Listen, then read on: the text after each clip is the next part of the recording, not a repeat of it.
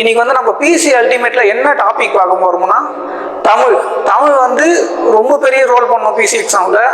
நம்ம மெயின் எக்ஸாமில் பார்த்தீங்கன்னா பிசியில் மெயின் எக்ஸாமில் மொத்தம் 80 கொஸ்டின் வந்து தமிழ் எலிஜிபிள் டெஸ்ட்டில் வரும். அது இல்லாமல் 5 கொஸ்டின் வந்து ஸ்கோரிங் பேப்பராக இருக்குது. ஓகேங்களா? ஸ்டார்ட் பண்ணுற போது வந்து பார்த்தீங்கன்னா 6th செய்யிலேருந்து ஸ்டார்ட் பண்ணலாம். 6th செய்யிலேருந்து ஒரு 20 கொஸ்டின் எடுத்துருக்கேன். அந்த 20 கொஸ்டினுக்கு நிறைய விளக்கங்களோட பார்க்கலாம். அப்போ வந்து நிறைய விளக்கங்களோட பார்க்கும்போது நிறைய கொஸ்டின் வந்து உங்களுக்கு கவர் பண்ண மாதிரி இருக்கும்.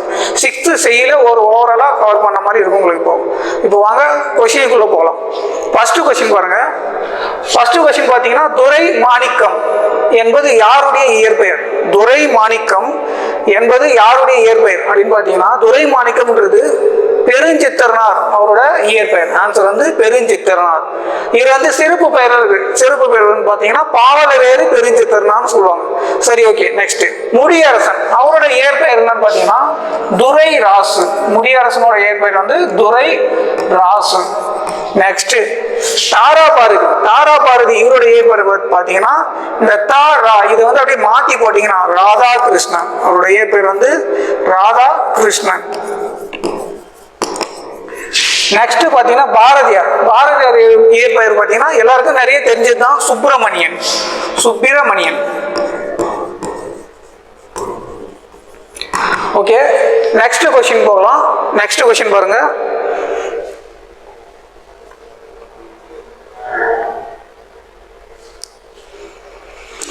நெக்ஸ்ட் கொஸ்டின் பாருங்க.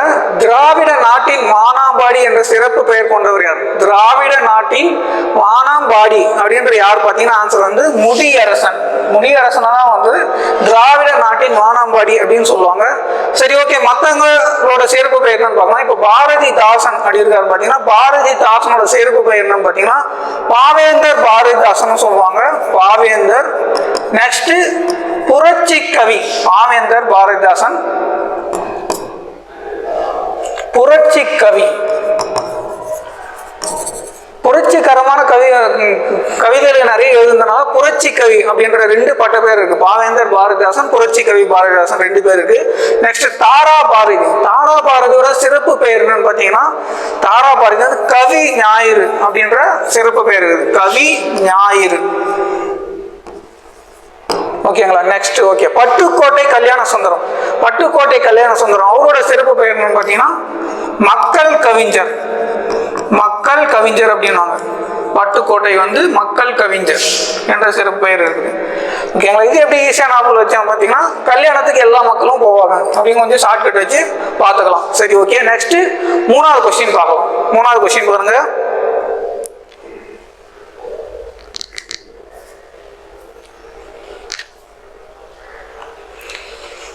இப்ப 3வது கொஸ்டின் பார்க்கலாம். 3வது கொஸ்டின் பாருங்க. பாவலரேறு பெருஞ்சித்திரனார் நடத்திய இதழ்களில் பொருந்தாததை தேர்வு செய்க. அப்ப கீழே ஒரு 4 ஆப்ஷன் இருக்கு. அந்த 4 ஆப்ஷன்ல அவர் வந்து 3 இதழை நடத்தியிருக்காரு. ஒரு இதழை மட்டும் தான் நடத்தல. அப்போ என்னென்ன இதழ் அவர் பாவலரேறு பெருஞ்சித்திரன் என்னென்ன இதழ்கள் நடத்தியிருக்காருன்னு பாத்தீங்கன்னா தென்மொழி, தமிழ்ச்சிட்டு, தமிழ்நிலம். தென்மொழி, தமிழ்ச்சிட்டு, தமிழ்நிலம் இந்த 3மே வந்து அவர் வந்து நடத்தின இதழ்கள். அப்ப அவர் நடத்தாத இதழை தான் கேட்டிருக்காங்க. எதுன்னு பாத்தீங்கன்னா தமிழ் மொழி அப்படின்ற இதை வந்து அவர் நடத்தல. அப்போ இதுக்கான ஆன்சர் வந்து நீங்க எப்படி புரிஞ்சுக்கணும்னா அவர் நடத்தின இதழ்களை நல்லா தெளிவா பார்த்துக்கணும். என்னன்னு பாத்தீங்கன்னா தென்மொழி, தமிழ்ச்சிட்டு, தமிழ்நிலம். ஓகேங்களா? நெக்ஸ்ட் 4th கொஸ்டின் பார்க்கலாம்.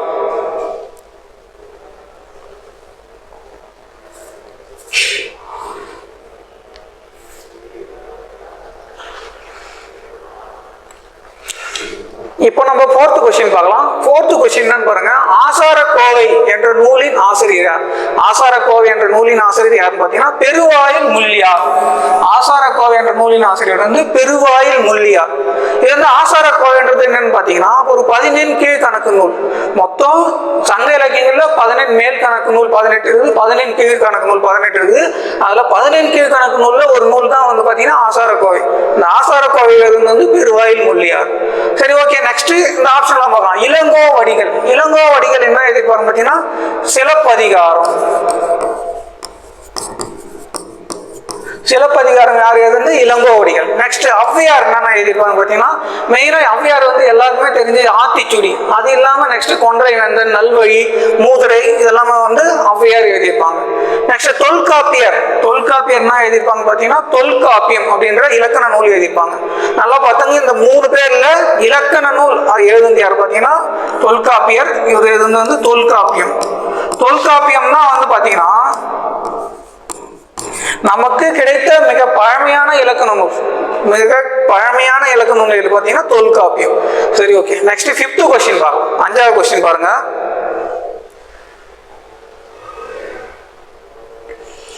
5வது கொஸ்டின் பாருங்க. 5th கொஸ்டின், தமிழ் மொழியின் உபநிடதம் என அழைக்கப்படுவது எது? தமிழ் மொழியின் உபநிடதம் என அழைக்கப்படுவது எது பார்த்தீங்கன்னா தாயுமானவர் பாடல்கள். தமிழ் மொழியின் உபநிடதம் என அழைக்கப்படுவது தாயுமானவர் பாடல்கள் தான் வந்து நம்ம தமிழ் மொழியின் உபநிடதம் என அழைக்கிறோம். நெக்ஸ்ட் நன்னூல். நன்னூல் யார் எழுதுன்னு பார்த்தீங்கன்னா பவனந்தி முனிவர் என்று எழுதியிருப்பார்.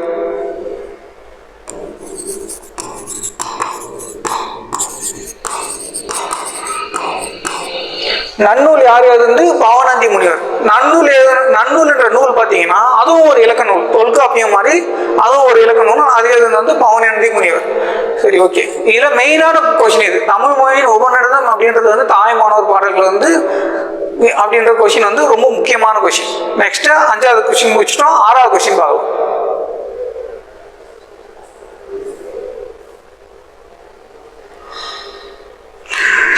இப்போ 6th கொஸ்டின் பார்க்கலாம். 6வது கொஸ்டின் பாருங்க. கன்னி என்பது எத்தனை அடிகளில் பாடப்படும் பாடல் வகை? எத்தனை அடி? அடின்னு சொல்றாங்களா, அடினா என்னன்னு பாத்தீங்கன்னா லைன், 1 லைனு 2 லைனு 3 லைன் அப்படி இருக்கும். இப்ப கன்னின்றது எத்தனை அடின்னு பாத்தீங்கன்னா 2 அடியில பாடல் பாடும் பாடல் வகை.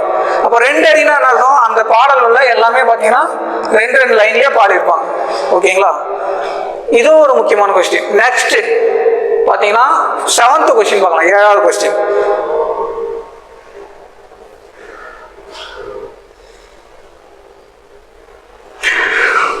7வது கொஸ்டின் பாருங்க. 7th கொஸ்டின், தாயுமானவர் செய்த பணி என்ன? தாயுமானவர் செய்த பணினா, பணினா என்ன? வேலை. என்ன வேலை செஞ்சாருன்னு கேட்குறாங்க. அவர் செஞ்ச வேலை என்னன்னு பார்த்தீங்கன்னா தலைமை கணக்கர். தலைமை கணக்கரா வேலை செஞ்சிருப்பாரு. ஓகே, தலைமை கணக்கரா வேலை செஞ்சாருன்னா யாருக்கிட்ட வேலை செஞ்சாருன்னு பார்த்தீங்கன்னா திருச்சியை ஆண்ட விஜய ரத்நாத சொக்கலிங்கலிடம் தலைமை கணக்கராக வேலை செஞ்சார். ஓகேங்களா? நெக்ஸ்ட் இந்த பள்ளி ஆசிரியர் இருக்கு பாத்தீங்களா, பள்ளி ஆசிரியராக யார் வேலை செஞ்சிருப்பாங்க பாத்தீங்கன்னா கவிமணி தேசிய விநாயகனார் வந்து 36 வருஷம் பள்ளி ஆசிரியராக வேலை செஞ்சிருப்பாரு. யார் பாத்தீங்கன்னா கவிமணி தேசிய விநாயகன். நெக்ஸ்ட் 8th கொஸ்டின் பார்க்கலாம்.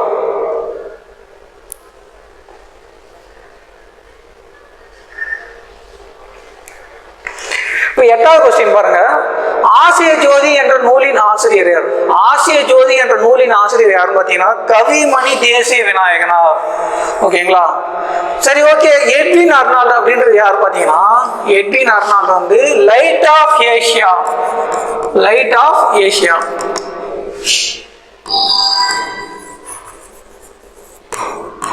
லைட் ஆஃப் ஏஷியா அப்படின்ற நூல் எழுதுந்து யாருன்னு பார்த்தீங்கன்னா எட்வின் அர்னால்டு.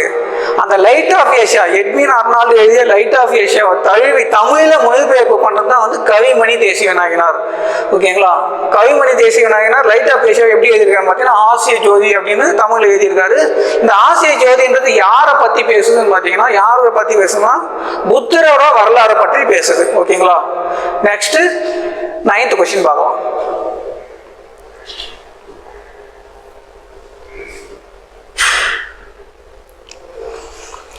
9th கொஸ்டின் பாருங்க. 9வது கொஸ்டின், அறிவியல் ஆத்திச்சூடி எழுதியவர் யார்? அறிவியல் ஆத்திச்சூடியை எழுதியவர் யார்? யாருன்னு பார்த்தீங்கன்னா நெல்லை சூமுத்து. நெல்லை சூமுத்துன்றவர் தான் வந்து அறிவியல் ஆத்திச்சூடி எழுதுனது. இது யாருன்னு பார்த்தீங்கன்னா நெல்லை சூமுத்துன்ற தமிழ்நாட்டோட ஆளு. இவர் வந்து அப்துல் கலாம் கூட விண்வெளி துறையில சிறப்பாக வேலை செஞ்சிருக்காரு. அவர் எழுதுனதுதான் வந்து அறிவியல் ஆத்திச்சூடி. ஓகேங்களா? அப்போ ஔவையார் நம்மளுக்கு தெரியும். ஃபர்ஸ்ட் ஆத்திச்சூடி அப்படின்ற எழுதுனது யாருன்னு பார்த்தீங்கன்னா ஔவையார்.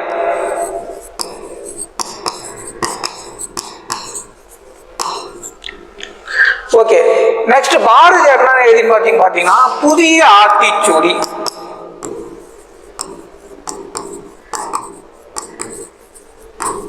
புதிய ஆத்திச்சூடி அப்படின்ற நூல் எழுதுனது வந்து பாரதியார். ஃபர்ஸ்ட் ஔவையார் வந்து ஆத்திச்சூடி எழுதுனாங்க, அதுக்கப்புறம் புதிய ஆத்திச்சூடி பாரதியார் எழுதினாரு. நெக்ஸ்ட் நெல்லை சுமுத்து வந்து அறிவியல் ஆத்திச்சூடி எழுதினாரு. சரி, ஓகே. அப்துல் கலாம் எழுதுனது என்ன அப்படின்னு பார்த்தீங்கன்னா எல்லாருக்குமே தெரிஞ்சது அக்னி சிறகுகள்.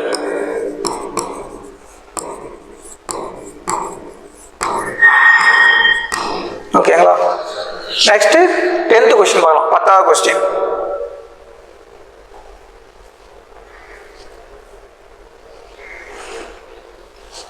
பத்தாவது கொஸ்டின் பாருங்க. இளங்கோவடிகள் எந்த மரபை சேர்ந்தவர்? எந்த மரபுனா அவர் வந்து சேரரா, சோழரா, பாண்டியரா இல்ல பல்லவரான்னு கேட்கிறாங்க. இளங்கோவடிகள் எந்த மரபு பார்த்தீங்கன்னா சேர மரபை சேர்ந்தவர். இளங்கோவடிகள் வந்து பிறக்கும் போதே ஒரு புலவரா பொருள். அவர் வந்து சேர மரபுல சேர மன்னர் பரம்பரையில பிறக்கிறாரு. இவரோட சகோதரர் யார் பார்த்தீங்கன்னா சேரன் செங்குட்டுவன். ஓகேங்களா? இவர் வந்து துறவரம் கொண்டு போயிட்டாரு. துறவரம் கொண்டு போன பிறகு இளங்கோவடிகள் வந்து என்ன எழுதுறாருன்னு பார்த்தீங்கன்னா சிலப்பதிகாரத்தை எழுதுறாரு. ஓகேங்களா? நெக்ஸ்ட் 11th கொஸ்டின் பார்க்கலாம். 11வது கொஸ்டின்.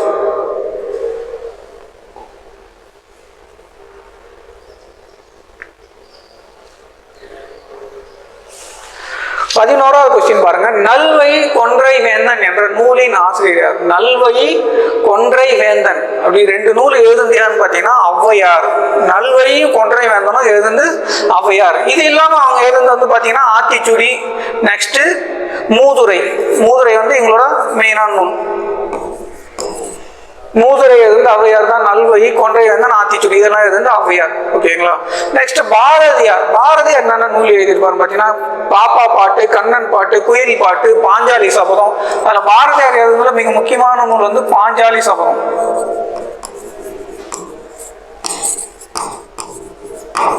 ஓகேங்களா? நெக்ஸ்ட் இளங்கோவடிகள் பார்த்துட்டோம். இளங்கோவடிகள்னா எழுதியிருப்பாரு சிலப்பதிகாரம்.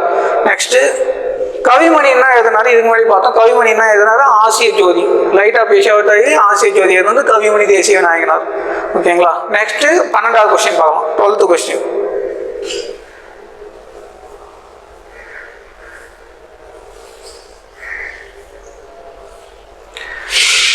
இந்திய நூலகவியலின் தந்தை என அழைக்கப்படுவர் யார்? யாருன்னு பார்த்தீங்கன்னா ரா அரங்கநாதன்.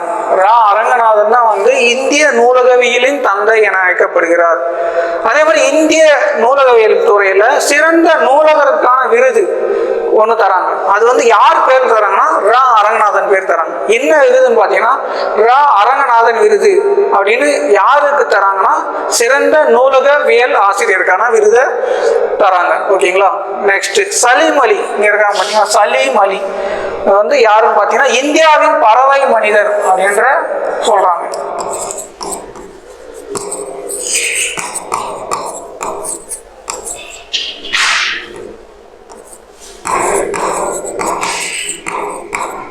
இந்தியாவின் பறவை மனிதர் அப்படின்னு யாரை சொல்றாங்கன்னா டாக்டர் சலீம் அலியை சொல்றாங்க. அரங்கநாதன் வந்து யாருன்னா இந்திய நூலகவியலின் தந்தை. நெக்ஸ்ட் நெல்லை சுமுத்து பார்த்தோம், அறிவியல் ஆத்திச்சூடி எழுதினவர். நெல்லை சுமுத்து வந்து அப்துல் கலாம் கூட விண்வெளி துறையில வேலை செஞ்சாரு. நெக்ஸ்ட் ஓகே 13வது கொஸ்டின் பார்க்கலாம்.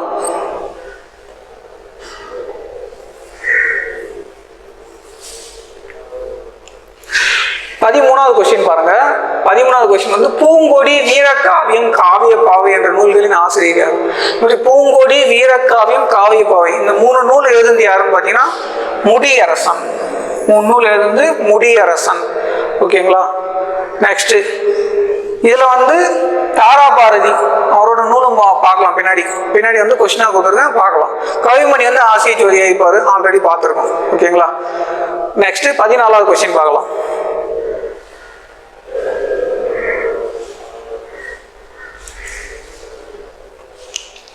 14வது கொஸ்டின் பாருங்க. 14th question. தமிழின் முதல் காப்பியம் முத்தமிழ் காப்பியம் குடிமக்கள் காப்பியம் என அழைக்கப்படுவது எது? பார்த்தீங்கன்னா இந்த மாதிரி எல்லாம் சிறப்பு பெயர் எதுக்கு இருக்குன்னு பார்த்தீங்கன்னா சிலப்பதிகாரத்துக்கு தான் இது மாதிரியான சிறப்பு பெயர்கள் இருக்கு. ஏன் சிலப்பதிகாரம்? இப்போ சிலப்பதிகாரம் வந்து இளங்கோவடிகள். அவர் வந்து யார்? அரச பரம்பரையில சேர்ந்தவர். சிலப்பதிகாரம் யாரை பற்றி கதை சொல்லுதுன்னு பார்த்தீங்கன்னா, யாரை பற்றின கதைன்னு பார்த்தீங்கன்னா கண்ணகி அவரோட கதை. இப்போ கண்ணகின்றவங்க யார் பார்த்தீங்கன்னா ஒரு சாதாரண மக்களில் ஒருத்தராக இருந்தார். இதுக்கு முன்னாடியும் சரி, இல்லை சிலப்பதிகாரம் எழுதுறதுக்கு முன்னாடி சரி, சிலப்பதிகாரத்துக்கு அப்புறமும் சரி, எல்லாமே வந்து ஒன்று அரசரை புகழ்ந்தோ இல்லை கடவுளை புகழ்ந்தோ பாடியிருப்பாங்க, எழுதியிருப்பாங்க. ஆனால் முதல்ல ஒரு குடிமக்கள், சாதாரண குடிமக்களை பற்றி பாடணும்னா அது வந்து குடிமக்கள் காப்பியம் அப்படின்னு சொல்றாங்க. ஓகேங்களா? முத்தமிழ் காப்பியம்னு பார்த்தீங்கன்னா இயல், இசை, நாடகம் ஆகிய 3 தமிழ் சேர்ந்த மாதிரி இருக்கும். அதில் வந்து சிலப்பதிகாரத்தில் இளங்கோவடிகள் எழுதியிருப்பாரு. நெக்ஸ்ட் முதல் காப்பியம், நம்ம வந்து தமிழில் எதுனா முதல் காப்பியம் எதுன்னு பார்த்தீங்கன்னா சிலப்பதிகாரம். ஓகேங்களா? நெக்ஸ்ட் மணிமேகலை. மணிமேகலை யாருன்னு பார்த்தீங்கன்னா கோவலன் அவரோட பொண்ணு. நெக்ஸ்ட் மணிமேகலை எழுந்து யாருன்னு பார்த்தீங்கன்னா சீத்தலை சாத்தனார். மணிமேகலை எழுந்து சீத்தலை சாத்தனார்.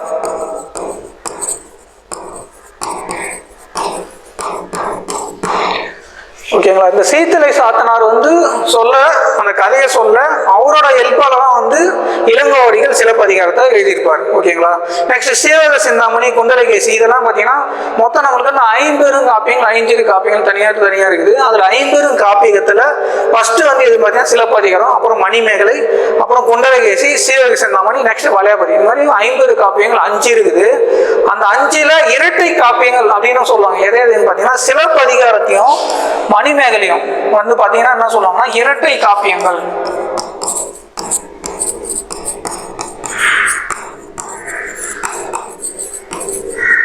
இப்ப இரட்டை காப்பியங்கள் என அழைக்கப்படுவது பாத்தீங்கன்னா சிலப்பதிகாரமும் மணிமேகலையும். ஓகேங்களா? நெக்ஸ்ட் பார்க்கலாம். நெக்ஸ்ட் 15வது கொஸ்டின்.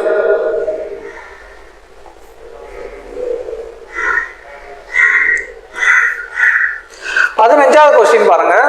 பாஞ்சாலி சபதம் என்ற நூலின் ஆசிரியர் யார்? பாஞ்சாலி சபதம் என்ற நூலின் ஆசிரியர் யார் பார்த்தீங்கன்னா பாரதியார். பாரதியார் தான் வந்து பாஞ்சாலி சபதம் என்ற நூலின் ஆசிரியர்.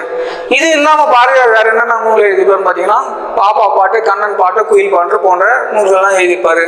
இந்த பாஞ்சாலி சபதத்துல பாரதியார் எதை பத்தி பாடியிருப்பாங்கன்னா நம்ம பாரத தாயை பத்தி பாஞ்சாலியை கற்பனை பண்ணி, நெக்ஸ்ட் ஆங்கிலேயர்களை வந்து துரியோதனம், அதாவது பஞ்ச பாண்டவர்கள் கதை வரும் மகாபாரதத்துல, அதுல அவங்க வந்து கெட்டவங்களா காமிச்சிருப்பாங்க ஆங்கிலேயர்ல. அதை வச்சு பாஞ்சாலி சபதத்தை பாரதியார் எழுதியிருப்பாரு. நெக்ஸ்ட் 16வது கொஸ்டின் பார்க்கலாம்.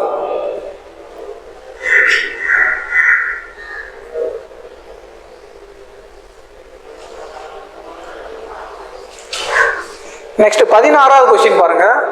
ஆசாரக்கோவை எத்தனை வெண்பாக்களால் ஆனது? நமக்கு வந்து ஆசாரக்கோவை எதனால் ஆனது, அதுவும் ஒரு கொஸ்டின் கேட்கலாம். ஆசாரக்கோவை எதனால் ஆனதா? வெண்பாக்களால் ஆனது. இப்போ எத்தனை வெண்பாக்களால் ஆனதுன்னு பார்த்தீங்கன்னா 100 வெண்பாக்களால் ஆனது. ஓகேங்களா? ஆசாரக்கோவை எத்தனை வெண்பாக்களால் ஆனது பார்த்தீங்கன்னா 100 வெண்பாக்களால் ஆனது. நெக்ஸ்ட் 17வது கொஸ்டின் பார்க்கலாம்.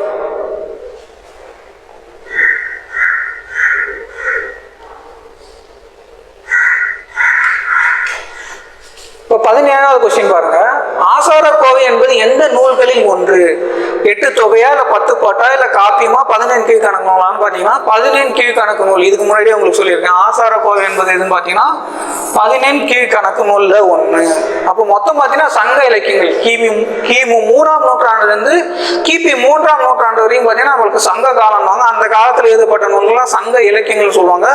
அதுல மொத்தம் பாத்தீங்கன்னா 14 மேல் கணக்கு நூல், 14 கீழ்கணக்கு நூல்னு பிரிப்பாங்க. அந்த 14 மேல் கணக்கு நூல்ல என்னன்னு பாத்தீங்கன்னா 8 தொகை 10 பாட்டம், மொத்தம் 18 நூல் வந்து 14 மேல் கணக்கு நூல்னு சொல்லுவாங்க.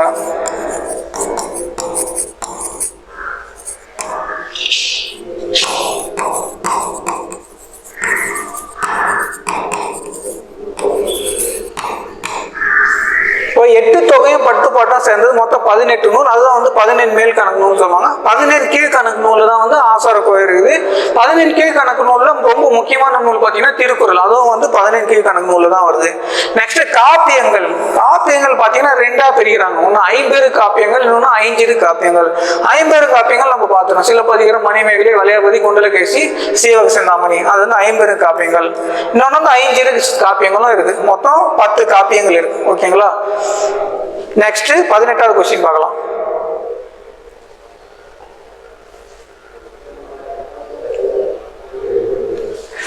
இப்போ 18வது கொஸ்டின் பாருங்க, தாராபாரதியால் எழுதப்பட்ட நூல்களில் அல்லாத ஒன்றை தேர்வு செய்க.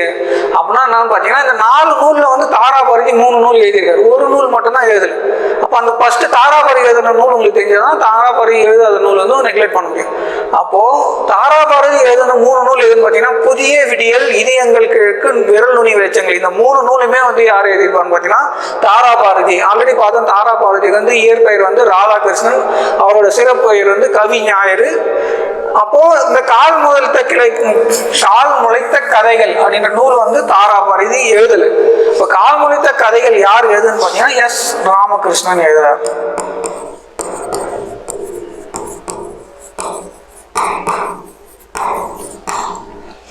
எஸ் ராமகிருஷ்ணன் தான் வந்து இந்த கால் முளைத்த கதைகளை எழுதியிருக்காரு. அப்ப மீதி 3 நூலுமே யார் எழுதி பாத்தீங்கன்னா தாராபாரதி எழுதியிருக்காரு. நெக்ஸ்ட் 19வது கொஸ்டின் பார்க்கலாம். இப்போ தம்மை ஒத்த அலை நீளத்தில் சிந்திப்பவர் என அப்துல் கலாம் யார சொல்றாருன்னா நெல்லை சு.முத்துவை தான் சொல்றாரு. இப்ப நெல்லை சு.முத்து ஏன் சொல்றாரு பாத்தீங்கன்னா, நெல்லை சு.முத்துவும் அப்துல் கலாம் கூட ஒர்க் பண்ணியிருக்காரு. நெல்லை சு.முத்து எங்கெல்லாம் ஒர்க் பண்ணிருப்பாரு பாத்தீங்கன்னா 3 இடத்துல. நம்ம இஸ்ரோ இருக்கு பாத்தீங்களா, பெங்களூரை தலைமையிடமா கொண்ட இஸ்ரோல வேலை செஞ்சிருக்காரு. அங்க வந்து அதுக்கப்புறம் ஸ்ரீஹரிகோட்டா அதுல வந்து சதீஷ் தவான் ஏவுதளம் அங்கேயும் ஒர்க் பண்ணியிருக்காரு. நெக்ஸ்ட் கேரளாவில் இருக்கிற விக்ரம் சாராபாய் விண்வெளி மையம் அங்கேயும் வந்து வேலை செஞ்சிருக்காரு. 3 இடத்துலயும் நெல்லை சு.முத்து வேலை செஞ்சிருக்காரு. இவர் தான் வந்து அறிவியல் ஆத்திச்சூடி எழுதினவர். இவரோட சிந்தனைகள் எல்லாம் வந்து அப்துல் கலாம் ஒத்து போனதுன்னா அப்துல் கலாமே இவர் நெல்லை சு.முத்துவை பார்த்து என்ன புகழ்ந்திருக்காருன்னு பாத்தீங்கன்னா, தம்மை ஒத்த அலைநேரத்தில் சிந்திப்பவர். அப்துல் கலாம் யோசிக்கிற மாதிரி இவரும் யோசிக்கிறான்னு அவர் கொஞ்சம் புகழ்ந்து சொல்லியிருக்காரு. சரி, ஓகேங்களா. மீதி 3 பேர் யாரு ஆப்ஷன்ல கொடுத்த 4 பேருமே யாருன்னு பாத்தீங்கன்னா நம்ம தமிழ்நாட்டை சேர்ந்த விண்வெளி துறையில வேலை செஞ்சவங்க. அப்போ மயில்சாமி அண்ணாதுரை யாருன்னு பாத்தீங்கன்னா சந்திராயன் 1ல திட்ட இயக்குனராக வேலை செஞ்சிருப்பாரு. சிவன் என்றவர் யாருன்னு பாத்தீங்கன்னா நமக்கு வந்து இஸ்ரோவோட தலைவராக இருந்திருப்பார். சந்திராயன் 2 இயங்கும்போது இஸ்ரோவின் தலைவராக இருந்தவர். நெக்ஸ்ட் வீரமுத்துவேல் இவர் யாருன்னு பாத்தீங்கன்னா இப்போ சந்திராயன் 3 வந்து லான்ச் பண்ணாங்க, அதோட திட்ட இயக்குனராக வந்து வீரமுத்துவேல் இருக்காரு. ஓகேங்களா. நெக்ஸ்ட் 20வது கொஸ்டின் பாருங்க, லாஸ்ட் கொஸ்டின். ஆசாரக்கோவை என்பதன் பொருள் என்ன? ஆசாரக்கோவை அப்படின்னா 17 கீழ்கணக்குன்னு பார்த்தோம். அது எழுதுந்து பெருவாயில் முள்ளியார்னு பார்த்தோம். அது 100 வெண்பாக்களால் கொண்டதுன்னு பார்த்தோம். அது வந்து எதை சொல்லுது பார்த்தீங்கன்னா ஒழுக்கங்களை பத்தி சொல்லுது.